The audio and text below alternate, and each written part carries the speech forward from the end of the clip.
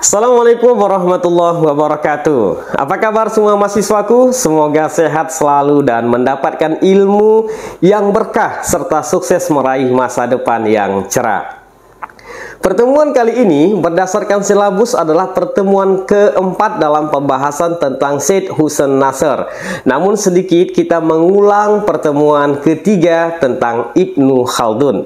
Ibnu Khaldun adalah seorang ilmuwan dan sejarawan terkemuka dari abad pertengahan yang dikenal karena karyanya yang paling populer itu Muqaddimah. Karyanya ini dianggap sebagai landasan penting dalam sejarah filsafat sejarah dan ilmu sosial.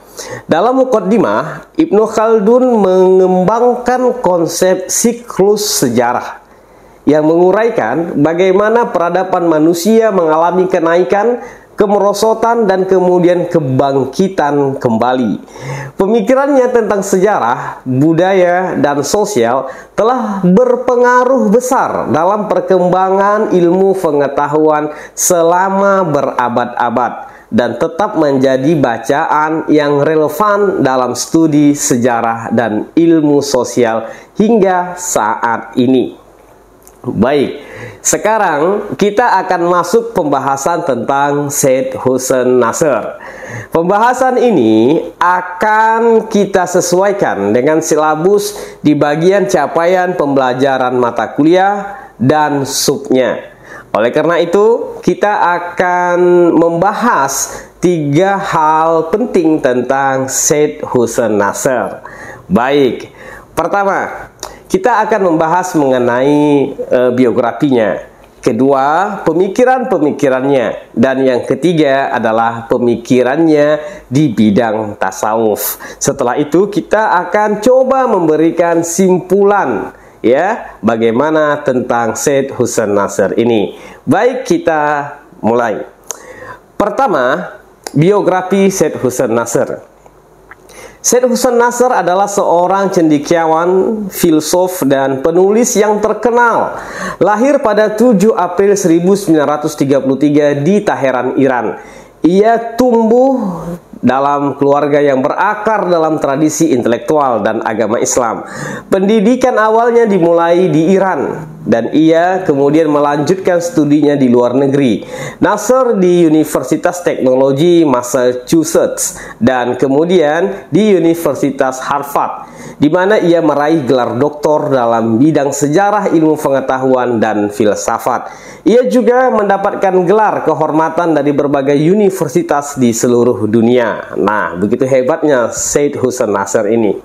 Kemudian, ia juga sebagai seorang cendekiawan. Nasr telah menulis lebih dari 50 buku dan ratusan artikel tentang berbagai topik, termasuk filsafat Islam, ekologi, mistisisme, dan dialog antar agama.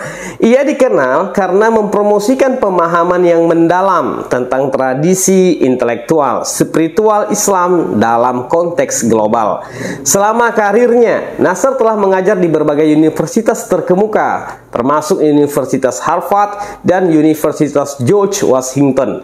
Ia juga telah memegang berbagai posisi akademik dan administratif, termasuk sebagai seorang dekan Sekolah Studi Internasional di Universitas George Washington.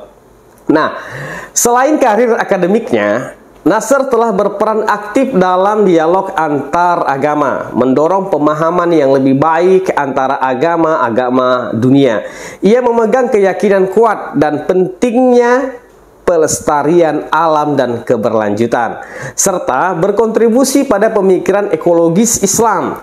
Syed Hussein Nasr adalah sosok yang sangat dihormati di kalangan akademisi dan komunitas spiritual di seluruh dunia.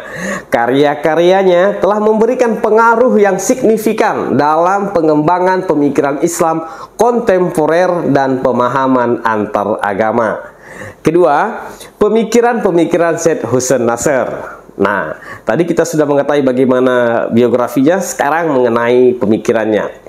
Syed Hussein Nasr adalah seorang cendekiawan dan pemikir yang memiliki sejumlah pemikiran penting dalam berbagai bidang, terutama dalam konteks filsafat Islam, kemudian dan ekologi. Saya akan merangkum beberapa pemikiran penting dari Nasr. Yang pertama, tradisi dan kepemeliharaan budaya. Nasr menekankan pentingnya menjaga dan melestarikan tradisi dan warisan intelektual budaya. Ia percaya bahwa tradisi-tradisi budaya terutama Islam memiliki nilai yang mendalam dan perlu dilestarikan agar tidak hilang dalam arus modernisasi. Kemudian yang kedua, filsafat dan agama. Nasr mempromosikan gagasan bahwa filsafat dan agama seharusnya tidak dipisahkan, terutama dalam konteks Islam. Ia berpendapat bahwa kedua aspek ini harus dilihat sebagai alat untuk mencapai pemahaman yang lebih dalam tentang realitas dan Tuhan. Kemudian yang ketiga, mistik. Mistik dan pengalaman spiritual. Nasr memiliki minat yang kuat dalam mistisisme Islam dan pengalaman spiritual. Ia mendorong orang untuk memahami dan mengalami dimensi spiritual dalam agama, bukan hanya sebagai sistem kepercayaan atau tindakan seremonial semata. Kemudian yang keempat, ekologi dan keberlanjutan. Salah satu pemikiran penting Nasr adalah tentang kepeduliannya terhadap lingkungan dan keberlanjutan. Ia adalah seorang pionir dalam pemikiran ekologis Islam, mengajukan bahwa agama harus memainkan peran dalam pelestarian alam dan menjaga keseimbangan ekologis. Nah, yang kelima, dialog antar agama. Nasr mendukung dialog antar agama sebagai cara untuk memahami kesamaan dan perbedaan antara berbagai tradisi keagamaan. Ia berusaha untuk menciptakan pemahaman yang lebih baik antara berbagai kelompok agama. Kemudian yang keenam, pendekatan tradisional. Nasr adalah pendukung pendekatan tradisional dalam filsafat dan pemikiran. Ia percaya bahwa pemikiran modern seringkali mengabaikan nilai-nilai tradisional yang telah teruji selama berabad-abad. Dan ia menekankan pentingnya menggabungkan elemen-elemen tradisional dalam pemikiran kontemporer. Nah, jadi dia ingin menggabungkan konsep modern dan tradisional. Kemudian yang ketujuh, kritik materialisme. Nasr sangat kritis terhadap materialisme dan pandangan dunia sekuler yang mendominasi masyarakat modern.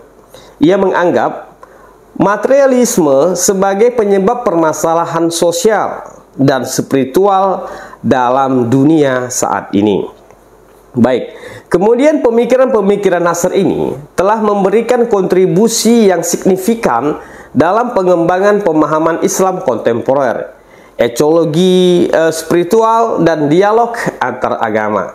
Karya-karya dan pemikirannya memiliki dampak yang luas dalam dunia akademik dan spiritual.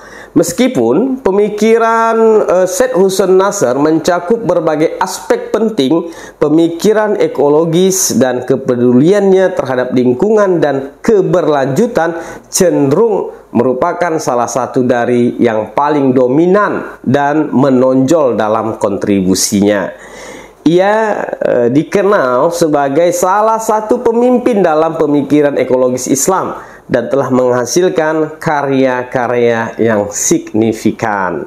Nah, kemudian pemikiran ekologis Nasr ini adalah penting karena ia menghubungkan aspek spiritual dan agama dengan pelestarian alam, menciptakan kerangka kerja yang menggabungkan dimensi spiritual dalam upaya menjaga lingkungan. Hal ini telah membantu memunculkan kesadaran ekologis dalam konteks agama, terutama dalam Islam.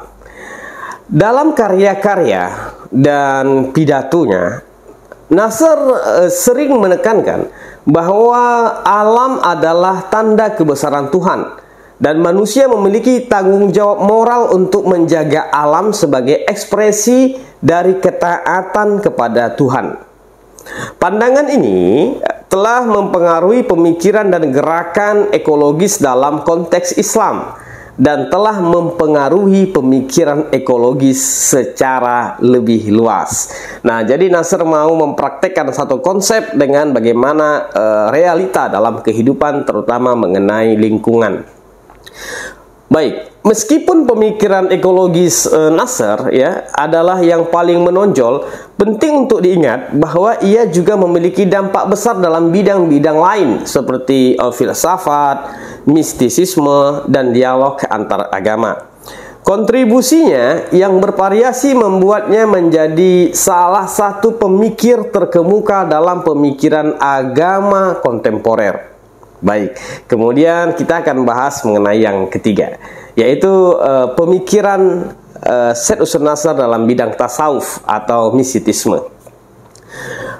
Yang pertama yang dapat saya sampaikan adalah pengalaman spiritual. Nasr sangat tertarik pada mistisisme Islam dan pengalaman spiritual. Ia memandang pengalaman spiritual sebagai inti dari agama dan mendukung upaya untuk memahami dan mengalami dimensi spiritual dalam Islam.